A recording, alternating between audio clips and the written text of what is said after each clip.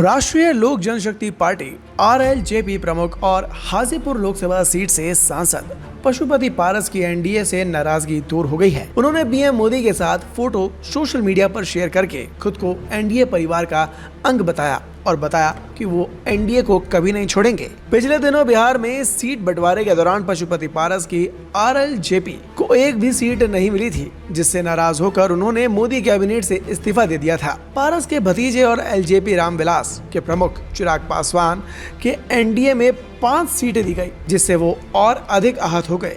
अटकलें लगाई जाने लगी कि पशुपति पारस विपक्षी गठबंधन इंडिया का हिस्सा हो सकते हैं।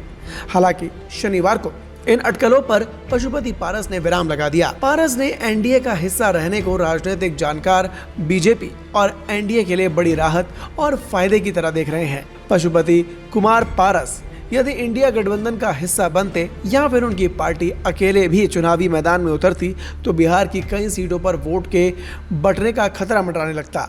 इससे चिराग की एलजेपी रामविलास और पारस की आरएलजेपी के बीच वोट बढ़ सकते थे। इससे एनडीए को अच्छा खासा नुकसान हो सकता था, लेकिन अब पारस के एनडीए का हिस्सा बने रहने के चलते गठबंधन को फायदा मिलने वाला है।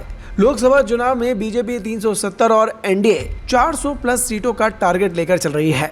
खुद पीएम मोदी बार बार मंचों से लक्ष्य को हासिल करने के लिए बात कहते नजर आते हैं। इतना बड़ा टारगेट पूरा करने के लिए देश भर की एक एक सीट पर बेहतर तरीके से चुनाव लड़ना और उन्हें जीतना जरूरी है। बिहार में लोकसभा की 40 सीटें हैं और पिछले चुनाव में एनडीए को 39 सीटों पर अभूतपूर्व जीत मिली थी। ऐसे में तय लक्ष्य को पूरा करने के लिए इस चुनाव में अपने पुराने प्रदर्शन को दोहराना एनडीए के लिए जरूरी हो गया है। नीतीश कुमार की जेडीयू के वापसी एनडीए में शामिल हो जाना बिहार में बीजेपी को काफी मजबूत बना चुका है। पिछले साल तक महागठबंधन का हिस्सा रहे नीतीश कुमार की ही अगुवाई में राष्ट्रीय स्तर पर इंडिया गठबंधन बनाया गया, जिसके बाद चुनाव में करीबी मुकाबला होने की उम्मीद बन रही थी। लेकिन अचानक नीतीश ने महागठबंधन का साथ छोड़ते हुए एनडीए ज्वाइन कर ली। राजनीतिक जानकारों की माने तो कुछ महीने पहले तक जहां महाराष्ट्र के अलावा बिहार बीजेपी के लिए मुश्किल माना जा रहा था, वहीं अब बाजी पलट चुकी है। नीतीश के साथ आने से पहले बीजेपी काफी मजबूत हुई है और इसके अलावा चिराग पासवान की लोजपा, रामविलास, जीतन राम मांझी की हम जैसे दल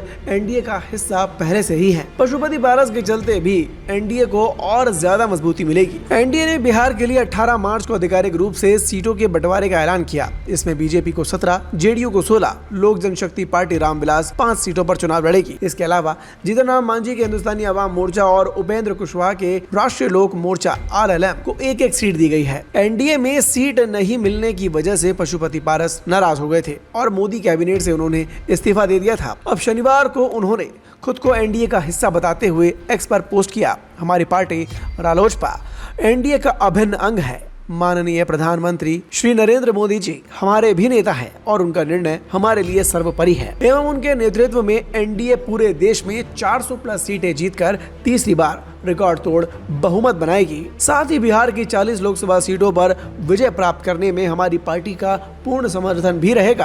आपको बता दें कि इस्तीफा देने के बाद भी एनडीए से दूर क्यों नहीं हुए पारस, इस तरह के सवाल हो रहे हैं। तो अब बड़ा सवाल यह है कि मोदी कैबिनेट से इस्तीफा देने वाले पशुपति पारस एनडीए में वापस क्यों आए। जानकारों की माने तो बिहार में नीतीश कुमार के एनडीए में वापस आने के बाद बीजेपी को उम्मीद है कि वो पिछला प्रदर्शन बरकरार रख पाएंगे। पिछले 2 लोकसभा चुनावों में बिहार में एनडीए का पलड़ा काफी भारी रहा है। मोदी लहर के सामने अच्छे सूरमा धराशायी हो गए। पिछले लोकसभा चुनाव में आरजेडी जैसे दल को एक भी सीट नहीं मिली, जबकि कांग्रेस सिर्फ एक किशनगंज सीट पर ही जीत सकी थी। इसी वजह से जानकारों का मानना है कि यदि पशुपति पारस अकेले या फिर विपक्षी गठबंधन के साथ मैदान में उतरते तो भी बड़ी सफलता मिलने की संभावना बहुत ज्यादा नहीं थी। रामविलास पासवान का बेटा होने की वजह से जनता का भी काफी ज्यादा झुकाव चिराग पासवान की ओर जा सकता था, जिससे पशुपति पारस को नुकसान होता। लेकिन एनडीए का हिस्सा बने रहने में पारस को भविष्य में फायदा जरूर मिल सकता है। सूत्रों की माने तो पशुपति पारस की पार्टी को अगले साल होने वाले बिहार विधानसभा चुनाव के दौरान उचित सीटें मिल सकती हैं। इस खबर पर आप अपनी राय कमेंट कर जरूर बताएं और देखते रहें द भारत नाउ।